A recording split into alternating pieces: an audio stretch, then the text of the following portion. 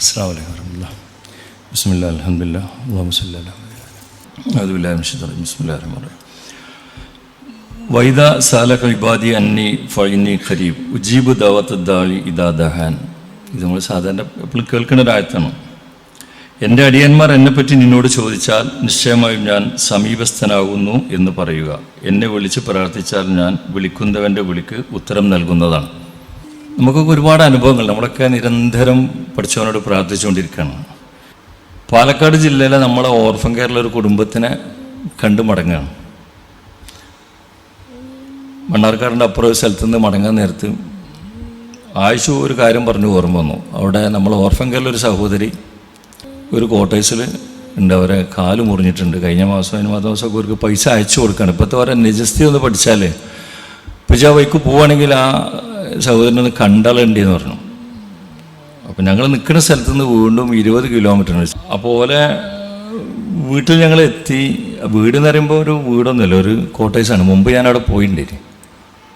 Quarters മാത്രമല്ല, അതൊരു പൊളിഞ്ഞാടാനായ ഒരു ഒരു ഒരു ഒരു ഷെഡുമായിട്ടുള്ള സാധനം.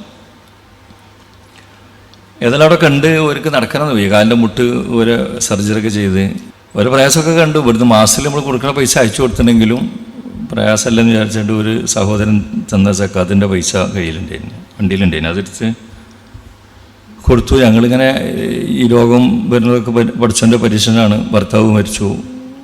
+2 താഴെ 3 പെൺകുട്ടികളാണ്. വാടക വീട്ടിലാണ് താമസിക്കുന്നത്. വേറെ വരുമാനമൊന്നുമില്ല. ഇവിടുന്ന് കിട്ടുന്ന ഒരു 3000 രൂപ മാത്രമാണ് അവർക്ക് ഏക വരുമാനം.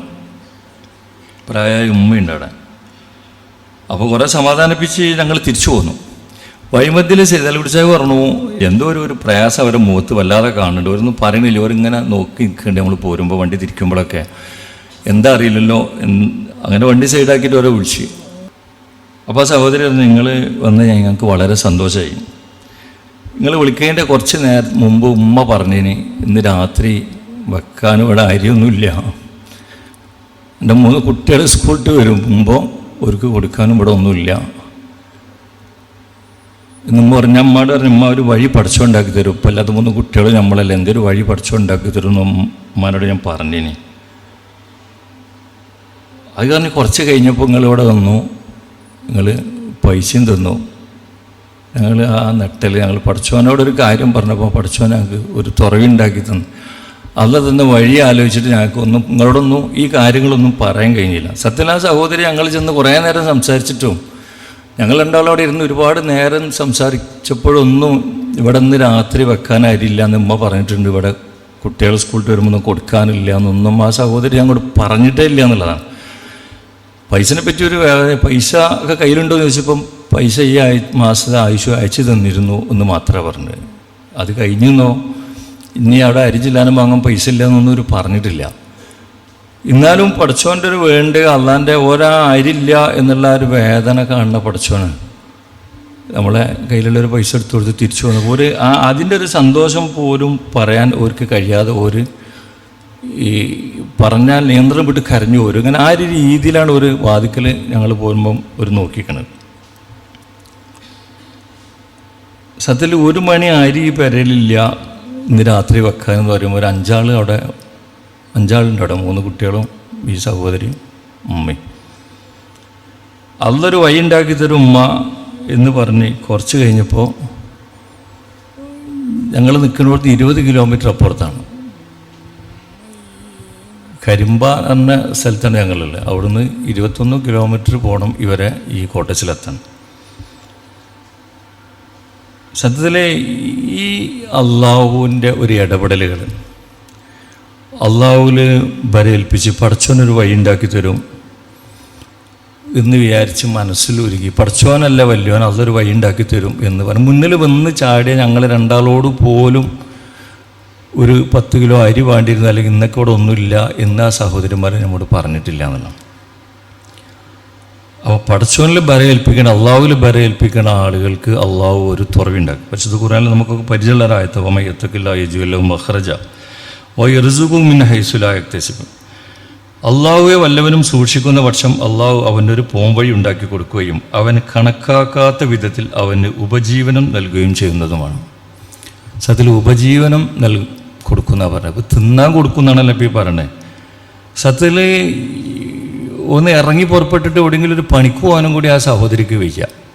പഠിച്ചവനെ എന്താ ചെയ്യുക, ഒരു വഴി ഉണ്ടാക്കി തരണമല്ലോ. കുട്ടികൾ വൈകുന്നേരം സ്കൂളിട്ട് വരും, രാത്രിയൊക്കെ 1 മണി ആയിരില്ല എന്ന് പറയുമ്പോൾ ആ പറയുന്ന വല്യമ്മാൻ്റെ മനസ്സും അത് കേൾക്കണ ഉമ്മാൻ്റെ മനസ്സും ഇത് രണ്ടും കാണുന്ന പടച്ചോനാണ്. ഇവിടുന്ന് 92 കിലോമീറ്റർ മൊത്തം ഉണ്ട് അങ്ങോട്ട്. ഞങ്ങൾ അവിടേക്ക് പോയതല്ലെങ്കിലും അള്ളാഹു ഇവരാ ഒരു സംഗതി കാണേണ്ടത് തന്നെ നമ്മൾ മനസ്സിലാക്കേണ്ടത്. നമ്മൾ ഇവരുള്ളിനുള്ളിലുള്ള ആ ഒരു കുടുക്കിന് പടച്ചോൻ കാണുന്നൊരു മഹ്റജ്. അള്ളാഹുവിൽ ഭരമേൽപ്പിക്കുന്നവർക്ക് അള്ളാഹുവെ വല്ലവന് സൂക്ഷിക്കുന്ന പക്ഷം അള്ളാഹു അവനൊരു പോംവഴി ഉണ്ടാക്കി കൊടുക്കുകയും അവൻ കണക്കാക്കാത്ത വിധത്തിൽ അവന് ഉപജീവനം നൽകുകയും ചെയ്യുന്നതാണ്. സത്യത്തിൽ നമ്മളൊക്കെ ജീവിതത്തിൽ ഒരുപാട് അനുഭവങ്ങൾ ഉണ്ടാവും. പക്ഷേ അപ്പോൾ നമ്മളത് ഒരു പക്ഷേ നമ്മൾക്ക് കിട്ടേണ്ടതാണ്. അല്ലെങ്കിൽ അതൊരു യാദൃശ്ചികമായ സംഭവം, യാദൃശ്ചികമായിട്ട് കണ്ടുമുട്ടി. അതൊരു യാദൃശ്ചികം എന്നുള്ള വാക്കല്ല സത്യത്തിൽ, അത് പഠിച്ചവൻ്റെ ഒരു തർത്തീബാക്കൽ എന്നുള്ളതാണ് നമ്മൾ മനസ്സിലാക്കേണ്ടത്. അപ്പോൾ ഈ രീതിയിൽ അള്ളാഹുവിനെ ഭരമേൽപ്പിക്കുന്ന ആളുകളാണ് നമ്മുടെ ഓർഫൻ കെയറിലുള്ളവരാണ്. നമ്മളൊക്കെ ആണെങ്കിലും ആ രീതിയിലാണെങ്കിൽ പഠിച്ച റബ്ബ് നമ്മളെ കാര്യത്തിൽ ഇതുപോലെ ഒരുപാട് അനുഭവങ്ങൾ ഉണ്ടാക്കിയിട്ടുണ്ട്, ഇനി ഉണ്ടാവും ചെയ്യും. അപ്പോൾ ആ രീതിയിൽ അള്ളാഹുവിനെ ഭരമേൽപ്പിക്കാൻ പഠിച്ച നമുക്ക് തൗഫീഖാണ്. അതേപോലെ നമ്മളെ 1 വർഷത്തിലായി അധികമായി ഓർഫൻ കെയറിലൊരു സഹോദരി. ആ സഹോദരിൻ്റെ 15 വയസ്സായ കുട്ടി നടക്കില്ല, കൈകാലുകൾക്ക് സ്വാധീനമില്ല, സംസാരിക്കാൻ ബുദ്ധിമുട്ടാണ്. ഇപ്പോൾ ആ കുട്ടി 15 വയസ്സ് ആയി, കുറച്ച് തടിയൊക്കെ ആയി. അതിന് പുറത്തിറങ്ങി ഉമ്മാക്ക് എടുത്ത് കൊണ്ടുപോകാനും വയ്യ. അപ്പോൾ ആയിഷ ഒരു ദിവസം പറഞ്ഞു, ഇപ്പം നിങ്ങൾ ഇതേപോലെ ആ ഭാഗത്ത് പാലക്കാട് ജില്ലയിൽ കൂടെ യാത്ര ചെയ്യുമ്പോൾ ഈ ഒരു വീട്ടിൽ പോയി നോക്കണം. നമ്മൾ കുറേ കാലമായിട്ട് പൈസ അയച്ചു കൊടുക്കണം ആ കുട്ടിക്ക്, കുട്ടീൻ്റെ ഉമ്മക്ക്. ഇപ്പം ഒന്ന് കാണുമെന്ന് പറഞ്ഞിട്ടുണ്ട് അവർ, എന്തൊക്കെ പറയുന്നുണ്ട്. പറ്റുമെങ്കിൽ ആ വൈക്കൊന്ന് പോയിക്കോളുണ്ട്. 15 വയസ്സായ തളർന്നൊരു കുട്ടിയാണ്, എത്തിയുമാണ്. ഈ ഉമ്മാക്ക് ഈ കുട്ടീനെ കൊണ്ടിടന്ന് പുറത്തൊക്കെ കൊണ്ട് ടോയ്ലറ്റൊക്കെ പുറത്തൊക്കെ കൊണ്ടിടന്ന് തീരെ വിജാതായിട്ടുണ്ട്. എപ്പോഴും ഉമ്മ അടുത്ത് തന്നെ വേണം. പിന്നെ അതിന് താഴെ ഒരു ചെറിയൊരു കുട്ടിയുണ്ട്. ഒരു ലക്ഷംവീട് കോളനിയിലാണ് താമസിക്കുന്നത്. ആ ലക്ഷംവീട് കോളനിയിൽ പോയി അവിടെ ചെന്നപ്പോൾ ഒരുപാട് ചെറിയ വീടുകളുണ്ട്. 9 അവകാശികൾക്കുള്ള, ഇവരുൾപ്പെടെ 9 അവകാശികൾക്കുള്ള ഒരു വീടാണ്. ഈ കുട്ടി കിടന്ന കിടപ്പ് തന്നെയാണ്. എല്ലാ കാര്യങ്ങളും ഈ കുട്ടീൻ്റെ ഉമ്മ നടത്തിക്കൊണ്ടുപോകണം. പുറത്തേക്ക് അതിന് എടുത്തു കൊണ്ടുപോകാൻ കഴിയില്ല. ഈ കുട്ടീനെ ഈ കോലത്തിൽ ഇട്ടിട്ട് ഉമ്മാക്കൊരു പണിക്ക് പോകാനും കഴിയില്ല. കുട്ടീൻ്റെ കാര്യത്തിൽ ഉമ്മാക്ക് എപ്പോഴും ശ്രദ്ധ വേണം. അതുകൊണ്ട് എന്ന് വെച്ചാൽ ഈ കുട്ടീനെ നോക്കിക്കുക എന്നുള്ള പണി പ്രധാന പണിയില്ല. നമ്മൾ കൊടുക്കണ ഒരു 3000 രൂപ മാത്രമാണ് ഈ കുടുംബത്തിൻ്റെ ഏക വരുമാനം.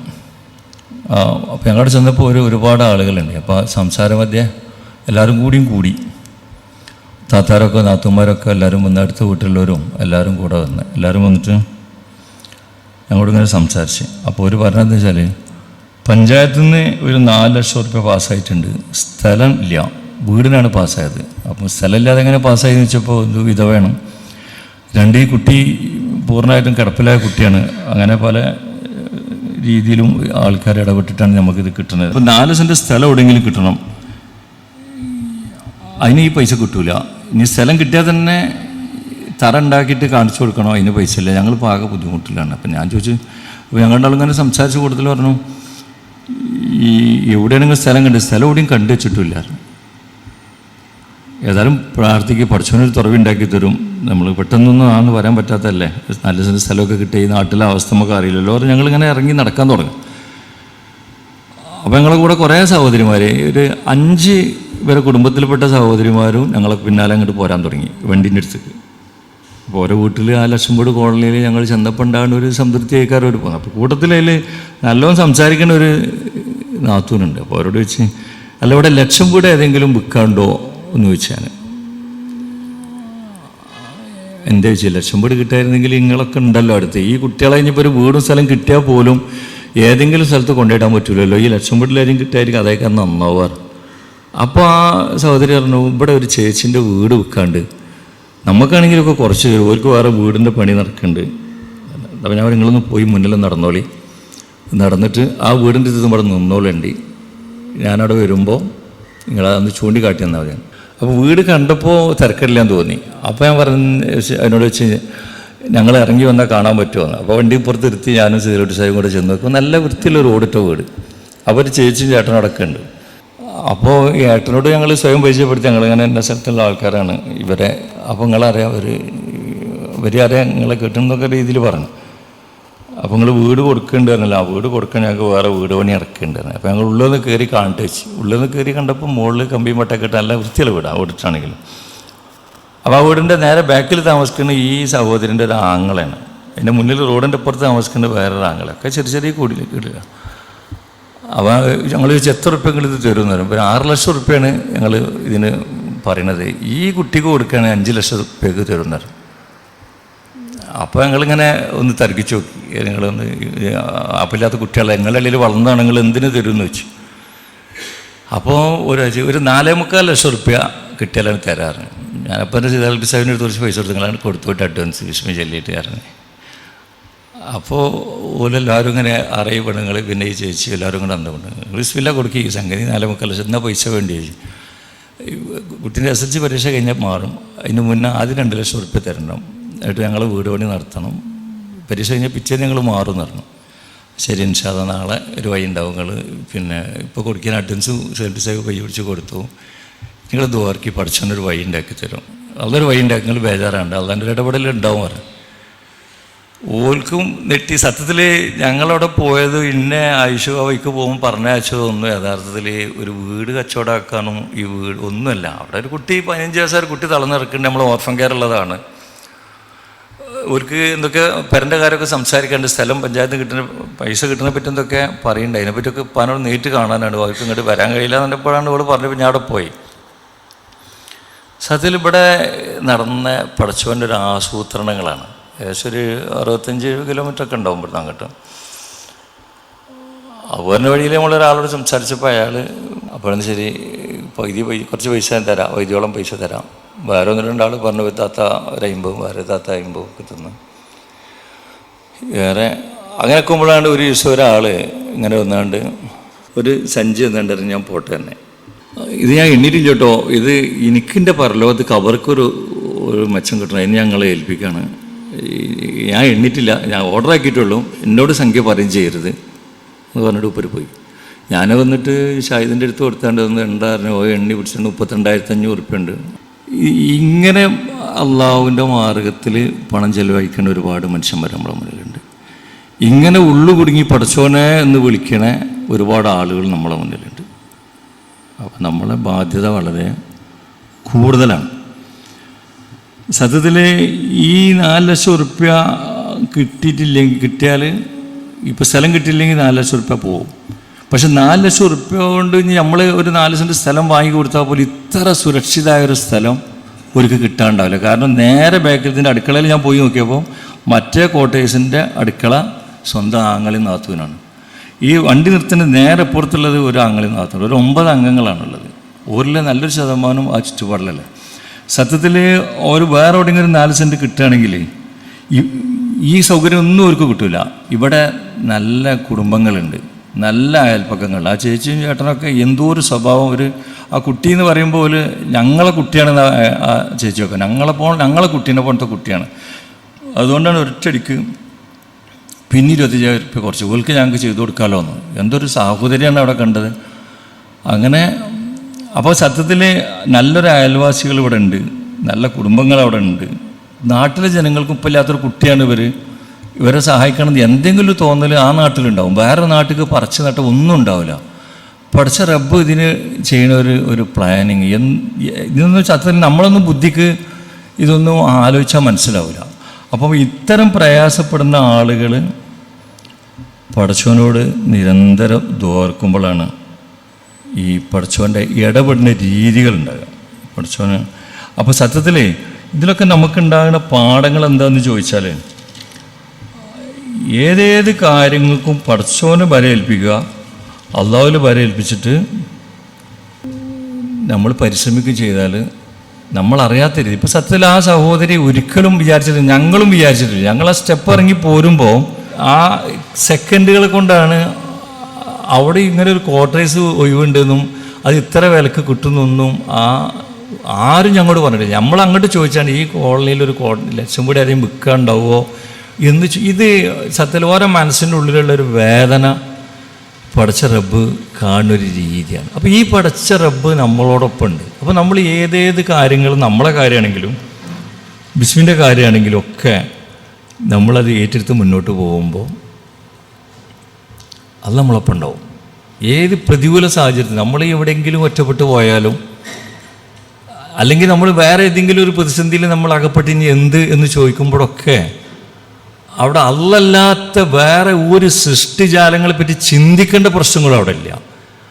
അവിടെ ഒരാൾ നമ്മളെ സഹായിക്കാൻ വരുന്നുണ്ടെങ്കിൽ അത് അള്ളാഹു നമുക്കായിട്ട് ആ സഹോദരനെ ഇങ്ങോട്ട് പറഞ്ഞയച്ചു എന്നുള്ളത് മനസ്സിലാക്കിയാൽ മതി. അല്ലെങ്കിൽ നമ്മളവിടെ കുടുങ്ങി കിടക്കുമ്പം എല്ലാവർക്കും സഹായിക്കാൻ തോന്നണമല്ലോ. പഠിച്ചോനായിട്ട് തോന്നിക്കുമ്പോഴേ കാര്യങ്ങൾ നടക്കുകയുള്ളൂ. ആ രീതിയിൽ അള്ളാഹുവിനെ മനസ്സിലാക്കാനുള്ള ഒരു കഴിവ്. അവിടെ നമ്മളൊരു വ്യക്തി സഹായിക്കും, കണ്ടതും കാണാത്തതും ഭൗതികവും അഭൗതികമായ ആൾ സഹായിക്കൂലേ എന്നുള്ളതിലൊക്കെ അപ്പുറം പടച്ച റബ്ബ് നമ്മളെ സഹായിക്കും. അത് അല്ല എങ്ങനെയും സഹായിക്കും. അതിന് കേൾപ്പുള്ളവനാണ് പടച്ചോൻ. ആ പടച്ചോനിലാണ് ഞാൻ ഏൽപ്പിച്ചിട്ടുണ്ട് എങ്കിൽ അത് നമ്മളെ സഹായിക്കും. അതുകൊണ്ടാണല്ലോ ഇന്ന് അന്തിക്ക് വെക്കാൻ ഒരു മണി അരില്ല എന്ന് ഇവിടുന്ന് 92 കിലോമീറ്റർ അപ്പുറത്ത് ഒരു പൊളിഞ്ഞു കാണാനായ ഒരു ക്വാർട്ടേഴ്സിൽ നിൽക്കുമ്പോൾ 10-65 വയസ്സായ ഒരു സഹോദരി ഒരു താത്ത മകളോട് പറയാം, മോളെ ഇന്ന് വെക്കാൻ അരില്ല എന്ന് പറയുമ്പോൾ ഇത്തരം കിലോമീറ്ററുകൾ താണ്ടി അവിടെ എത്തി ഓൾക്ക് അരി എത്തിക്കാനുള്ള ഒരു സംവിധാനം ഉണ്ടാക്കിയ പടച്ചോൻ. 15 വയസ്സായ ഒരു പെൺകുട്ടി തളർന്നു കിടക്കുമ്പോൾ അതിനൊരു പരിഹാരം ഉണ്ടാക്കാൻ പറ്റുമോ എന്ന് ചോദിക്കാൻ ചെന്നപ്പോൾ അവർക്ക് ഒരു 4-3 ലക്ഷം റുപ്യക്ക് നല്ലൊരു വീട് കച്ചവടമാക്കിയിട്ട് നിങ്ങൾക്ക് അതിൽ താമസിക്കങ്ങൾ വേദാറാണ്ടെന്ന് പറയാൻ സാഹചര്യം ഒരുക്കി കൊടുക്കണ പടച്ചോൻ. അവരൊക്കെ പടച്ചോനെന്ന് വിളിച്ചല്ല, അവർ റബ്ബെ അള്ളാന്ന് വിളിച്ചപ്പോൾ അള്ള ഉണ്ടാക്കേണ്ട ഒരു മഖ്റജ്. ഓരോരു പഞ്ചായത്ത് ഓഫീസിൽ ഒരു അധികാരിൻ്റെ മുന്നിൽ ഒരു സമ്പന്നൻ്റെ മുന്നിലൊന്നും പോയിട്ടില്ല. അപ്പോൾ ആ അർത്ഥത്തിൽ നമ്മളോടൊപ്പം നിൽക്കുന്ന ഒരു പടച്ചോൻ, നമ്മൾ എന്താണോ പടച്ചോൻ ചോദിക്കുന്നത് അത് കാണുന്നൊരു പടച്ചോൻ. വമൻ യത്തക്കില്ല യജല്ലു മിൻ അംരിഹി ഇസ്ര, വല്ലവനും അള്ളാഹുവെ സൂക്ഷിക്കുന്ന പക്ഷം അവന് അവൻ്റെ കാര്യത്തിൽ അള്ളാഹു എളുപ്പമുണ്ടാക്കി കൊടുക്കുന്നതാണ്. എന്തൊരു മനോഹരമായ ആയത്താണ്. വമൻ യത്തക്കില്ല യജല്ലു മിൻ അംരിഹി യുസ്ര, വല്ലവനും അള്ളാഹുവെ സൂക്ഷിക്കുന്ന പക്ഷം അവന് അവൻ്റെ കാര്യത്തിൽ അള്ളാഹു എളുപ്പമുണ്ടാക്കി കൊടുക്കുന്നതാണ്. അപ്പോൾ അള്ളാഹിനെ സൂക്ഷിക്കുകയാണെങ്കിൽ അള്ളാഹ് എളുപ്പമുണ്ടാക്കി കൊടുക്കുന്നതാണ് പറയും. ഇങ്ങനെയൊക്കെയുള്ള ഒരുപാട് അനുഭവങ്ങൾ നമ്മളെ ജീവിതത്തിൽ ഉണ്ടായിട്ടുണ്ടാവും. പലപ്പോഴും നമ്മളൊക്കെ വിചാരിക്കൽ എങ്ങനെ ഉണ്ടാകുമ്പോൾ അതിൻ്റെ സ്വാധീനം കൊണ്ടാണ്. അല്ലെങ്കിൽ ഇപ്പോൾ മോൻ ഗൾഫിലല്ലേ, മോൻ പൈസ അയച്ചു അവൻ്റെ പണിയല്ലേ, അല്ലെങ്കിൽ ജോലി ചെയ്ത് ശമ്പളം കിട്ടും, അല്ലെങ്കിൽ ഇങ്ങനെ ഓരോരോ കാരണം. അതൊക്കെ ശരിയായിരിക്കും അതൊക്കെ. പക്ഷെ ആത്യന്തികമായിട്ട് പടച്ച റബ്ബിൻ്റെ ഒരു ഇടപെടലുകളില്ലെങ്കിൽ മക്കൾ ഗൾഫിൽ ജോലി ചെയ്തുകൊണ്ട് പൈസ കിട്ടിക്കോളന്നില്ലല്ലോ. മറ്റുള്ള ഒരു വിഭവങ്ങളെ ബിസിനസ് നടത്തിക്കൊണ്ട് ലാഭം കിട്ടിക്കൊള്ളുന്നൊന്നുമില്ലല്ലോ. പലതും നമ്മളെ മുന്നിൽ കണ്ടുവച്ചമാരൊന്നുമല്ല. അല്ല നമുക്കത് അനുകൂലമാക്കി തന്നെങ്കിൽ തന്നെ ഉണ്ടാവുള്ളൂ. നമ്മൾ നടത്തി എന്നുള്ള കാരണം കൊണ്ടൊന്നും 5-6 കൊല്ലം 5-6-8 മാസം ജോലി ചെയ്തിട്ട് ശമ്പളം കിട്ടാത്ത ആളുകളുണ്ട്. നമ്മളെ നാടുകളിലുണ്ട്, പുറം നാടുകളുണ്ട്. ജോലി ചെയ്തു എന്നുള്ളത് കൊണ്ട് മാത്രം ശമ്പളം കിട്ടിക്കോളുന്നില്ല. പഠിച്ച റബ്ബ് അത് നമുക്ക് അനുകൂലമാക്കി തരേണ്ടി വരും. അങ്ങനെയാണല്ലോ. അപ്പം ഇങ്ങനെയൊക്കെ അള്ളാഹുവിൽ വരയേൽപ്പിച്ചാൽ, അള്ളാഹുവിൽ ബരമേൽപ്പിക്കും ഇങ്ങനെയൊക്കെ ഓരോരോ എളുപ്പമായി പഠിച്ചുണ്ടാക്കി തരും. അള്ളാഹുവിൽ ബരമേൽപ്പിക്കുന്നവർക്കുള്ള ഒരു തുറവിയാണിത്. ഇപ്പം സത്യം 2 തുറവിയുടെ കണ്ട് അതിനകത്ത് പറഞ്ഞു മയ്യത്തുകല യജല്ലോ മഹ്റജ, അള്ളാഹുവെ വല്ലവനും സൂക്ഷിക്കുന്ന പക്ഷം അള്ളാഹു അവനൊരു പോംവഴി ഉണ്ടാക്കി കൊടുക്കും. ഈ ആയത്തിൽ ഇങ്ങനെയാണ് പറഞ്ഞത്. ഇങ്ങനെ ഒരുപാട് അനുഭവങ്ങൾ നമ്മുടെ മുന്നിൽ. ഇപ്പം കഴിഞ്ഞ ഒരു 2 ആഴ്ച മുമ്പ് ബിസ്മിയിൽ പേര് രജിസ്റ്റർ ചെയ്ത് നമ്മൾ സ്കോളർഷിപ്പ് കൊടുക്കണ പൊന്നാനി, വെളിയങ്കോട്, പാലപ്പെട്ടി, ചങ്കരംകുളം ഒക്കെ ഭാഗത്തുള്ള 2 ആഴ്ച മുമ്പുള്ള ഓർഫൻ കെയർ സംഗമത്തിൽ 75ഓളം സഹോദരിമാർ പങ്കെടുത്തു. അന്നേരം ഒരു അദാലത്തുമാതിരി ഇവർക്ക് സ്കോളർഷിപ്പ് കൊടുക്കുകയും ചെയ്തു. പല പ്രശ്നങ്ങളൊന്നും കൂടി കേൾക്കാൻ ഞങ്ങളൊക്കെ ഇരുന്ന് കൊടുത്തു. അപ്പോൾ പലരും പല അത്യാവശ്യങ്ങൾ. ആ കൂട്ടത്തിലൊരു സഹോദരി പറഞ്ഞത്, ഞാൻ അടുത്ത വീട്ടിൽ നിന്നാണ് അടുത്ത വീട്ടിലെ കിണറ്റിൽ നിന്നാണ് വെള്ളം എടുത്തിരുന്നത്. ഇപ്പോൾ ഒരു മോട്ടർ എടുക്കാൻ പറഞ്ഞിട്ടുണ്ട്. അപ്പോൾ വെള്ളമില്ലാതെ കൊടുക്കും. കിണർ കുത്തണമെങ്കിൽ ഒരുപാട് പൈസയാവും. ഇവിടെ എൻ്റെ അടുത്ത് സംവിധാനം ഇല്ല. എന്നോട് മാത്രമല്ല, എൻ്റെ അടുത്ത് ആ കിണറിൽ വെച്ച എല്ലാ മോട്ടറും എടുക്കാൻ പറഞ്ഞിട്ടുണ്ട്. ഓൽക്കത് എടുക്കൽ നിർബന്ധമായിട്ടുണ്ട്. കുറേ കാലം വെള്ളം തന്നതാണ്. അപ്പോൾ അവരോടൊന്നും പറയാനും വയ്യ. അപ്പോൾ നിങ്ങളൊരു കയറുണ്ടാക്കി തരുമെന്ന ചോദ്യം. അപ്പം നമ്മൾ ഇതേമാതിരി സാധാരണ പറഞ്ഞപ്പോൾ നിങ്ങൾ അല്ലാതെ നല്ല ദുആർന്നോളി. പ്രത്യേകിച്ച് താജ് നിസ്കാരം വിടാതെ നിസ്കരിക്കുക. പാതിരാത്രി ഇരുന്നിട്ട് സുബൈൻ്റെ ഒരു അരമണിക്കൂർ മുമ്പെങ്കിലും നിങ്ങൾ ദുആർന്നോളി. അല്ലൊരു തുറവുണ്ടാക്കി തരും. ഞങ്ങൾ പരിശ്രമിച്ച് ചെയ്തോളാം. ഒരാഴ്ച കഴിഞ്ഞാൽ സഹോദരി പിന്നെയും വിളിച്ച് എന്തെങ്കിലും ആയോ അപ്പോൾ നമ്മൾ പറയുന്നതെല്ലാം ദുആർന്നോളി, പഠിച്ചൊരു വഴി ഉണ്ടാക്കി തരും, ഏതായാലും ആ സ്ഥലം ഒന്നൊന്ന് കാണാം. പിന്നെ 2 ദിവസം പിന്നെ ആ സഹോദരി വിളിച്ചു, ഇപ്പോൾ കിണർ കുത്താൻ പറ്റിയ ആൾക്കാരിവിടെ വന്ന് കണ്ടിട്ടുണ്ട്, ഒരു 70,000-75,000 റുപ്യൊക്കെ ആവുന്ന പറയണത്, വെള്ളം കിട്ടും, നിങ്ങൾ തരുമോ വെച്ച്. ആ ചോദ്യത്തിൻ്റെ മുന്നിൽ പിന്നെ മാറ്റി പറയാൻ പറ്റില്ല. നിങ്ങൾ കയറുപണി തുടങ്ങിക്കോളി, എന്തെങ്കിലും ഒരു വഴി പറിച്ചുണ്ടാക്കി തരും, നല്ലോണം ദുആർന്ന് ചെയ്തോളി, കയറുപണി തുടങ്ങി ചെയ്തോളി, ചെറിയൊരു പൈസ ബിസ്മിന്ന് എടുത്ത് അയച്ചു തരാം, ആരെങ്കിലും തന്നാലേ ഉണ്ടാവുള്ളൂ, തരാൻ വേണ്ടിയിട്ട് നിങ്ങൾ ദുആർക്കണം, ആരെങ്കിലും അള്ളാഹു എന്നിട്ട് ഇറക്കി തരണം തന്നെ. അവർ 2 ദിവസം കഴിഞ്ഞതിന് ശേഷം കയറിൻ്റെ പണി കാണാൻ പോയി. തിരിച്ചു വരുമ്പോൾ ഞങ്ങൾ പറഞ്ഞു, നിങ്ങൾ നല്ല ദുആർക്കണം കേട്ടോ, പൈസ ഉണ്ടായിട്ട് തരില്ല, ആരെങ്കിലും ഇതിക്ക് ഇറക്കി തന്നാലേ ഉണ്ടാവുള്ളൂ. ഞങ്ങളന്ന് അവിടുന്ന് മടങ്ങി വന്ന് ഞാനും സേതാൽകുട്ടി സാഹിബും ഇവിടെ എത്തി. 5:30 മണിക്ക് നമ്മളിവിടെ ഏകദേശം ഇവിടുന്ന് 78 കിലോമീറ്റർ ഉണ്ട് ആ സ്ഥലത്തേക്ക്, തൃശ്ശൂർ ജില്ലേൻ്റെ ബോർഡറിലാണ്. അപ്പോൾ ഞങ്ങൾ 5:30 മണിക്ക് ഇവിടെ എത്തി സംസാരിക്കും. ആസിസാക്കും പെണ്ണുങ്ങളും റഷീബായും കൂടി ഇങ്ങോട്ട് വന്ന് കാണുന്നതിന് ഇവിടെ കാത്തിക്കുന്നുണ്ട്. അപ്പോൾ അങ്ങനെ അവരോട് സംസാരിച്ച് കൊണ്ടുപോകുമ്പോൾ മറ്റൊരു സഹോദരൻ രാവിലെ എന്നോട് പള്ളിയിൽ നിന്ന് പറഞ്ഞേന് ഈ ബോക്സ് ഉണ്ട് എൻ്റെ പേരിൽ, അതിൻ്റെ ചാവി ഒന്ന് വേണം. അപ്പോൾ ഞാൻ പറഞ്ഞു, ഞാൻ വേറെ വഴിക്ക് പോവാണ്, റഹീമിൻ്റെ അടുത്ത് കിട്ടും, അവനോട് താക്കോല് വാങ്ങിക്കൊണ്ട്. പക്ഷേ വരുന്ന പേരൊന്നും അറിയാതെ ഈ സഹോദരൻ 5:30 മണിക്ക് ഇങ്ങോട്ട് കയറിയാറുണ്ട്. അപ്പോൾ ഞാൻ റഹീമിനെ കണ്ടിച്ചാൽ ഞാൻ റഹീമിനെ വിളിച്ചിട്ടില്ല. അപ്പോൾ ഞാൻ വിളിച്ചിട്ട് അവനോട് വരാൻ പറഞ്ഞു, ഈ താക്കോൽ കൊണ്ട് കൊടുക്കുക, ഓമ്പേം വരെയെന്ന് വന്ന് താക്കോൽ എടുത്തിട്ടുണ്ടാവും. ആ സമയത്ത് ഞാൻ എൻ്റെ മൊബൈലിൽ ഈ കിണർ പണിൻ്റെ ഫോട്ടോകളൊക്കെ അസിസാക്കും പെണ്ണുങ്ങൾക്ക് കാണിച്ചു കൊടുത്തുകൊടുക്കുക. അപ്പോൾ ഈ സഹോദരൻ ഇങ്ങനെ ശ്രദ്ധിച്ചു, റഹീം താക്കോലും കൊടുത്തു, പോയി ചെയ്തു. രാത്രി ഞങ്ങൾ പള്ളിയിൽ വെച്ച് കണ്ടപ്പോൾ ആ സഹോദരൻ ഇങ്ങനെ ഒന്നിങ്ങനെ ഇടറിയാണ്ട് പെട്ടെന്ന് വന്നിട്ട് ഞാൻ കൂട്ടി പിടിച്ചിട്ടുണ്ടായിരുന്നു, ഒന്നും സമ്പാദിച്ചിട്ടില്ല കേട്ടോ, നാളേക്കൊക്കെയായിട്ട് ഞാനൊന്നും ഒന്നും സമ്പാദിച്ചിട്ടില്ല കാര്യമായിട്ട്. അതെ, നാളേക്ക് കാര്യമായി ഒന്നും സമ്പാദിച്ചിട്ടില്ല, എനിക്കും വേണം എന്തെങ്കിലും ഒരു സമ്പാദ്യം, അടുത്ത കിണറിൻ്റെ പ്രൊജക്റ്റിൽ എന്നെ കൂട്ടണേ. അപ്പോൾ പറഞ്ഞു, ഈ കിണറിൽ തന്നെ സ്പോൺസറൊക്കെ ഇട്ടിട്ടില്ല, നിങ്ങൾക്ക് വേണമെങ്കിൽ ഈ കിണറിൽ എൻ്റെ പണി നിങ്ങൾക്ക് ഏറ്റെടുക്കാനാണ്. അൽഹംദുലില്ലാ എന്നാൽ ഞാൻ തരാം. സത്യത്തിൽ ഭരണ മൂപ്പർക്കും നമുക്കൊക്കെ പഠിച്ചവൻ്റെ ഇടപെടുന്ന രീതികളാണ്. എത്ര കിണറിന് എത്ര പൈസ ആണെങ്കിൽ ആ പൈസ തരാം. ഈ അള്ളാഹുവിൽ ബരേൽപ്പിക്കുന്ന ആൾക്ക് അള്ളാഹ് മതി എന്നുള്ളതിന് എത്ര ഉദാഹരണങ്ങളാണ്. ഉമയത്തക്കില്ലാഹു മഖറജ, അള്ളാഹുവെ വല്ലവനും സൂക്ഷിക്കുന്ന പക്ഷം അള്ളാഹു അവനൊരു പോംവഴി ഉണ്ടാക്കി കൊടുക്കും. അപ്പോൾ നമ്മളിതിലൊക്കെ ഉള്ളൊരു പാഠം, നമ്മൾ അള്ളാഹുവിൽ ബരേൽപ്പിക്കാൻ ആളുകളെ പറഞ്ഞ അനുഭവങ്ങൾ പറഞ്ഞ് ബോധ്യപ്പെടുത്തി. നമ്മൾ എന്താ പഠിച്ചവനെ കാട്ടുക എന്ന് പറഞ്ഞാൽ അള്ളാഹ് സഹായിക്കും. അള്ളാഹ് എങ്ങനെ സഹായിക്കും, അള്ളാഹ് എങ്ങനെയും സഹായിക്കും. അതിന് കെൽപ്പുള്ളവനാണ് പഠിച്ചവൻ എന്നുള്ളത് നമുക്കൊക്കെ ഒരുപാട് അനുഭവങ്ങൾ സാക്ഷിയാണ്. പക്ഷേ നമ്മൾ ഈ മഹാന്മാരായ ഔലിയാക്കൾ, അമ്പിയാക്കൾ, സഹാബാക്കൾ, അവർക്കൊക്കെ അള്ളാഹു സഹായിച്ചതൊക്കെ നമ്മൾ പറയും. പക്ഷെ നമ്മളെപ്പോഴും സാധാരണക്കാരായ ഒരുപാട് പാണ്ഡിത്യവും അറിവും അതുപോലുള്ള മറ്റൊന്നുമില്ലാത്ത നമ്മളും ഇതുപോലുള്ള വൈദവ്യം അനുഭവിച്ച് ഏതോ കോട്ടേഴ്സിൻ്റെ 1,00,000 വീട് കോളനികളിലും കോട്ടേഴ്സുകളിലും ഏതോ മലഞ്ചെരുവുകളൊക്കെ കടന്നിട്ട് പടച്ചോനെ എന്ന് വിളിക്കുമ്പോൾ ഒരു പക്ഷേ ഒരുപാട് ഖുർആൻ പാണ്ഡിത്യവും ഒന്നൊരു ഉണ്ടായിക്കോളെ, പക്ഷെ പടച്ചോനെ എന്നൊരു വിളി ഒരു വിളിക്കണം. അള്ളാഹ് മാത്രമാണ് കാര്യം നടത്തുന്നത്. അള്ളാഹിനെ കൊണ്ടല്ലാതെ ഒരു ശക്തിക്കും വ്യക്തിക്കും അള്ളാഹിൻ്റെ തൗഫീഖിൽ ഒന്നും നടക്കൂല. അള്ളാഹിനോട് മാത്രമേ നടക്കൂടുന്നുള്ള ആ ഒരു നിഷ്കളങ്കമായ വിളി, ആ വിളിക്കപ്പുറം ആ വിളി അങ്ങോട്ട് ചെല്ലുമ്പോൾ ആ വിളിക്കൊപ്പം തന്നെ പടച്ചവൻ്റെ സഹായം വരും. ഒരുപാട് അനുഭവങ്ങൾ. പടച്ചവൻ്റെ മറ്റൊരു ഇടപെടലും ഇപ്പം വെള്ളിയങ്കോട്, പൊന്നാനി, പാലപ്പെട്ടി, തൃശ്ശൂരിൻ്റെ ബോർഡർ, പെരുമ്പിലാവ്, ഇങ്ങനെയൊക്കെയുള്ള പല ഭാഗങ്ങളിലൊക്കെ കുറേ ആൾക്കാർ വരുന്നുണ്ട്. ആ തീരദേശങ്ങളിലും ചാവക്കാടിൻ്റെ ബോർഡർ വരെ ആൾക്കാർ ഓർഫിൽ വന്നുകൊണ്ടിരിക്കുന്നുണ്ട്. നമ്മളിത്ര ദൂരമാണ്, അതുകൊണ്ടൊന്നും നിങ്ങൾ വരണ്ടെന്നൊന്നും ആരും പറയില്ല. ഞങ്ങൾ അല്ലാണ്ട് ദ്വാരയ്ക്ക് വല്ലതും കിട്ടിയാൽ സഹായിക്കും എന്നുള്ളത് അവർ പറയുള്ളൂ. ഏതായാലും ഒരു വീടുകളൊക്കെ നമ്മളിങ്ങനെ അന്വേഷണത്തിന് പോകാനെടുക്ക്. അന്വേഷണത്തിനൊക്കെ പോകുമ്പോൾ ചില വീട്ടിൽ നിന്ന് ചില സഹോദരിമാർ പറഞ്ഞു, ഞങ്ങൾക്ക് ഈ വളയംകുളം എന്ന സ്ഥലത്തുനിന്ന് ഒരു കിറ്റ് 1000 രൂപ കിട്ടും ഒരു കുട്ടിക്ക്. അപ്പോൾ എന്താണ് വെച്ചാൽ ഒരു കാർഡ് കാണിച്ചിട്ടുണ്ട്. പറഞ്ഞ് ഈ സ്ഥലത്തുനിന്ന് ഒരു കുട്ടിക്ക് 1000 കിട്ടും, 2 കുട്ടികൾ 2000 കിട്ടും.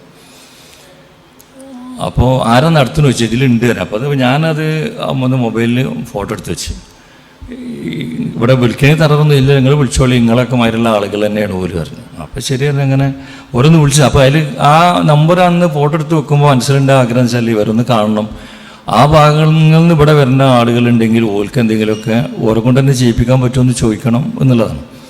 പക്ഷേ ഒരു 3-4 പ്രാവശ്യമെങ്കിലും ആ വഴി നമ്മൾ പോയപ്പോഴൊക്കെ ഓരോ വിളിക്കണം. പലതവണ 4 വട്ടമൊന്നുമില്ല, പലവട്ടം അതിൽ കൂടെ കടന്നു പോകുമ്പോഴും അതിലൊരാളെ പോലും വിളിക്കാൻ തോന്നില്ല. സംഗതി മൊബൈലിൽ ഉണ്ടാണ്. പക്ഷേ ഈ കഴിഞ്ഞ ദിവസം ഞങ്ങൾ ഈ കിണറിൻ്റെ ആവശ്യത്തിന് ഞാനും സിദ്ദീഖ് പോയി വരുമ്പോൾ ഞങ്ങൾ വിചാരിച്ച കാര്യം ഞങ്ങളുടെ ഒറ്റക്കുള്ളൂ. കഴിഞ്ഞ ആഴ്ച ആദ്യം പോയ കാര്യം നടന്ന് പെട്ടെന്ന് തിരിച്ചു പോരുമ്പോൾ സിദ്ദീഖ് പറഞ്ഞു, എൻ്റെ കൂടെ ഹജ്ജിന് പോയ ഒരാൾ ചങ്ങരംകുളത്തുണ്ട്, ഒന്ന് വിളിക്കട്ടെ വെച്ചാൽ. വണ്ടി സൈഡാക്കിയിട്ട് ആ വിളിച്ചം പറഞ്ഞാൽ ഞങ്ങൾ ടൗണിൽ വന്നോളി, അവിടെ ഞാൻ ഉണ്ട് തന്നെ. ടൗണിൽ വന്നൊരു സ്ഥലത്ത് വണ്ടി സൈഡാക്കി മൂപ്പരടക്കുണ്ട്, റോഡിൻ്റെ അക്കരൊക്കെ ഞങ്ങളുടെ പുറക്കുണ്ട്. അപ്പോൾ ശരി, അപ്പോൾ ഓരിങ്ങനെ ഹജ്ജ് വിശേഷങ്ങളൊക്കെ പറഞ്ഞ് കെട്ടിപ്പിടിച്ച് വർത്താനൊക്കെ പറഞ്ഞു കഴിഞ്ഞിട്ട് ശേഷം ഞാൻ ഇറങ്ങി ചെന്നിട്ട് ചോദിച്ചു, ഈ കാർഡ് മൊബൈലിൽ കാണിച്ചു കൊടുത്ത്, ഈ ആളെ നിങ്ങൾക്ക് പരിചയമുണ്ടോ, ഇതിലേതെങ്കിലും ഒരാളെ പരിചയപ്പെടാൻ ആഗ്രഹിക്കുന്നുണ്ട്, കുറേ കാലമായിട്ടും വിചാരിക്കുന്നുണ്ട്, വരെ കിട്ടാതിരക്കാണ്. മൂപ്പർ നോക്കിയിട്ട് ഇതുപോലത്തെ ഡെപ്യൂട്ടി കളക്ടർ റിട്ടയർ ചെയ്താണ്, ഇപ്പോൾ ഹൈവേയിലെ എഞ്ചിനീയറാണ്, ഹൈവേയിലെ എന്തോ ഒരു കാര്യപ്പെട്ട പണിയാണ്, എനിക്ക് നല്ല ബന്ധമുള്ള ആളാണ്, മറ്റാൾ എനിക്ക് പരിചയമുണ്ട്, ഞാൻ അപ്പോൾ വിളിക്കാൻ. അപ്പോൾ ഈ ഡെപ്യൂട്ടി കളക്ടർ റിട്ടയർ ചെയ്ത മൂപ്പരെ വിളിച്ച് അസോസിയേഷനിലൂടെ ചോദിച്ചു. അപ്പം ഞാൻ സ്നേഹ ഓഡിറ്റോറിയത്തിൽ ഒരു ഓർഫൻ കെയർ സംഗമത്തിൽ പങ്കെടുത്തുകൊണ്ടിരിക്കുകയാണ്. അപ്പോൾ അതിൻ്റെ മുന്നിൽ തന്നെ ഞങ്ങളുള്ളത്. അപ്പോൾ ഞങ്ങളവിടെ നിൽക്കുമ്പോൾ കുറേ താത്താരിങ്ങനെ പോകണ്ടപ്പോൾ ഞങ്ങളിങ്ങനെ ഓഡിറ്റോറിയം ആയതുകൊണ്ട് കല്യാണം ആയിരിക്കുമല്ലോ എന്ന്. അപ്പോൾ ഈ അശോസായി പറയണ അങ്ങോട്ട് വരുന്നാൽ കാണാം, ഞാനൊരു ഫംഗ്ഷനിൽ സ്റ്റേജിലാണ് ഉള്ളത്, നിങ്ങൾ ഇങ്ങോട്ട് വരിക. അപ്പോൾ പിന്നെ കാറ് എടുത്തൊക്കെ ഉണ്ടെന്ന് തോന്നില്ല, ആ കാറ് ഇവിടെ ഒക്കെയാണ് നേരെ പുറത്ത്.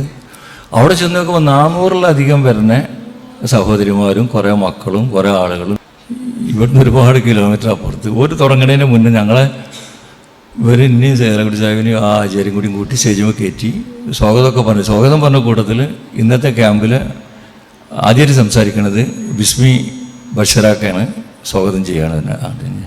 അപ്പം ഞാൻ ഇവിടുത്തെ കാര്യങ്ങളൊക്കെ കൊണ്ട് പറഞ്ഞ് ഇവിടെ ഇങ്ങനെ കുറച്ച് കുട്ടികളുണ്ട്, ഈ ഭാഗത്തു നിന്നൊക്കെ ആൾക്കാർ അവിടെ വരണ്ട്, അതുകൊണ്ട് ഈ ഭാഗത്തുള്ള ഒരാളെ നിങ്ങൾ കൊണ്ടോട്ടിക്ക് പറഞ്ഞേക്കരുത്. 80 കിലോമീറ്റർ താണ്ടിയിട്ട് ഒരു വിധവ കൊണ്ടോട്ടിക്ക് ഒരു മക്കളെയും പിടിച്ച് ഒരു നേരത്തെ അന്നത്തിന് വരിക എന്ന് പറഞ്ഞാൽ നമുക്ക് മോശമാണ്. അത് നിങ്ങൾ ഏറ്റെടുക്കണം. നിങ്ങൾ റംസാന് കിറ്റ് കൊടുക്കുന്നുണ്ടെങ്കിൽ ആ കിറ്റിൽ ഇവരെ ചേർക്കണം. നമുക്ക് കൊടുക്കാൻ പറ്റാത്തതുകൊണ്ടല്ലോ, ഒരുപാട് കിലോമീറ്റർ തന്നെയാണ്. അതുപോലെ ഈ നാട്ടിൽ നിന്ന് ആരെങ്കിലും ഞങ്ങളുടെ നാട്ടിൽ വരികയാണെങ്കിൽ ഓരോ ഉത്തരവാദിത്തങ്ങൾ ഏറ്റെടുക്കണമെന്ന് നിങ്ങളോട് പറയാൻ വേണ്ടി ഒരുപാട് കാലമായി കൊണ്ടെടുക്കണം. പക്ഷേ പടച്ച റബ്ബ് ഇന്നൊരു അവസരം ഉണ്ടാക്കി തന്നതാണ്. അപ്പോൾ ഓരോ കമ്മിറ്റിയിലെ പ്രധാനികളെല്ലാ സദസ്സിലുണ്ട്. ഇതെല്ലാം ഞാൻ എൻ്റെ സംസാരത്തിൽ പറഞ്ഞ് അവസാനിപ്പിച്ചു. അപ്പം തന്നെ അടുത്ത ആളെ സ്വാഗതം ചെയ്യപ്പോഴേക്കും ഒരു പറഞ്ഞു, ഇവിടുന്ന് ഒരാളും കൊണ്ടോട്ടിക്ക് പോകേണ്ടതില്ല, കൊണ്ടോട്ടിക്ക് പോകാൻ ഞങ്ങൾ നോക്കിക്കോളാം. കിറ്റ് 2500 രൂപേൻ്റെ കിറ്റാണ് ഞങ്ങൾ കൊടുക്കുന്നത്, ആ കിറ്റും ഞങ്ങൾ കൊടുത്തോളാം, വായു കാര്യങ്ങൾ നമുക്ക് കൂടി ആലോചിക്കുക എന്ന് പറയണം. സത്യത്തിൽ കുറേ മാസങ്ങൾക്ക് മുമ്പ് നമ്മൾ വിചാരിച്ചൊരു കാര്യം ഈ ആളുകളെ കണ്ടുപിടിക്കുക എന്നുള്ളത്. ആ കാറ് പോലും നിർത്തി 10 മീറ്റർ റോഡ് മുറിച്ചിറങ്ങുന്ന ദൂരത്തിൽ കാറ് നിർത്തിയിട്ട് നമ്മൾ കാണുന്നത് നമ്മളെന്താണോ കുറേ കാലം ആഗ്രഹിച്ചതിന് ഒരു ഓർഫൻ കെയർ സംഗമം. ആ സംഗമത്തിൽ ഇവിടെ വരുന്ന നമ്മളെ പരിചയമുള്ള സഹോദരിമാരും ആ സദസ്സിലുണ്ട്. അപ്പോൾ പഠിച്ച റബ്ബിൻ്റെ പ്ലാനിങ് എത്ര വലുതാണ്. അപ്പോൾ ഈ ഒരു അള്ളാഹു നമ്മളോടൊപ്പമുണ്ട്. ഈ അള്ളാഹുവിൽ ബരേൽപ്പിച്ച് ബിസ്മിൻ്റെ കാര്യമാണെങ്കിലും നമ്മൾ ഏറ്റെടുത്ത കാര്യങ്ങളാണെങ്കിലും നമ്മൾ സ്വന്തം കാര്യങ്ങളൊക്കെ ആണെങ്കിൽ ആ രീതിയിൽ അള്ളാഹുവിൽ ബരേൽപ്പിച്ചാൽ പഠിച്ച റബ്ബ് ഒരു തുറവുണ്ടാക്കുന്ന 4ാമത്തെ കാര്യമാണ് ഇപ്പോൾ പറഞ്ഞത്. അതേപോലെ തന്നെയാണ് ഇപ്പോൾ നമ്മളെ ഓരോ ഞായറാഴ്ച നമ്മൾ ഇവിടെ സ്കോളർഷിപ്പിന് പുറമെ എന്തെങ്കിലുമൊക്കെ ഒന്ന് കൊടുക്കല്ലേ. അപ്പോൾ ഈ ആഴ്ച നമുക്ക് കാര്യമായിട്ടൊന്നും കൊടുക്കാൻ കഴിയില്ല. ആകെ ഒരു ചെറിയൊരു ആടിനെ കിട്ടിയെന്നുള്ള കാശ് വിളിച്ച് പറഞ്ഞു, വേറെ ഒന്നും ഇവിടെ ഇല്ല നമ്മുടെ അടുത്ത്. പിന്നെ കുറച്ച് ആൾക്കാർക്ക് ബിരിയാണി പാർസലാക്കാൻ പറ്റുമോ നോക്കുമ്പോൾ ചില ആൾക്കാരോടൊക്കെ ഇവിടെ കിട്ടിയിട്ടുണ്ട്, എന്നാലും നിങ്ങൾ തന്നാലും ഉപകാരമാണെന്ന് പറഞ്ഞിട്ട് ബിരിയാണി പാർസലായിക്കോട്ടെ, എന്നാലും എന്തെങ്കിലും കിട്ടണമല്ലോ. ഇന്ന് സുബൈക്ക് പള്ളിയിലിരിക്കുമ്പോൾ ജമാഅത്ത് തുടങ്ങുന്ന സമയത്തിൻ്റെ ഒരു മെസ്സേജ് എടുത്തു നോക്കിയപ്പോൾ ഇന്ന് ഒരു 350 കിലോ മീൻ കൊടുത്തയച്ചിട്ടുണ്ട് കേട്ടോ. അപ്പോൾ ഇന്ന് ഇപ്പോൾ എല്ലാവർക്കും മീൻ കൊടുക്കാൻ പറ്റും. പക്ഷെ ഞാൻ ആരോടും ചോദിച്ചിട്ടില്ല, ബിസ്മിയിൽ ഒരാളോടും ചോദിച്ചിട്ടില്ല. ഇങ്ങോട്ടൊരു മെസ്സേജ് വന്നു, ഞാൻ ആ മെസ്സേജ് ഇപ്പോൾ ആവശ്യനും കാർസവിനും അയച്ചു കൊടുത്തു, ഇന്ന് ആളുകൾക്ക് മീൻ കൊടുക്കും. സത്യത്തിൽ ഈ മീൻ ഇന്ന് തരാൻ ആ മനുഷ്യനെ പ്രേരിപ്പിച്ച ഘടകം എന്തായിരിക്കും?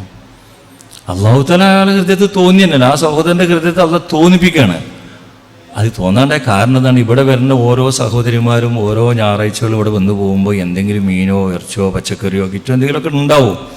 നമ്മൾ കൊടുക്കുന്ന ഒരു 3000-4000 കൊണ്ടൊന്നും ഓൽക്ക് പല സഹോദരിമാരും പറഞ്ഞിട്ട് കണ്ടമീനൊക്കെ കൂട്ടി പൂതിയിട്ടത് ബിസ്മിന്ന് കിട്ടുമ്പോഴാണ്. കണ്ടമീൻ എന്ന് പറഞ്ഞാൽ കഷ്ണമീൻ, അങ്ങനെ പറഞ്ഞ വാക്കുകൾ, കണ്ടമീനൊക്കെ കിട്ടൽ.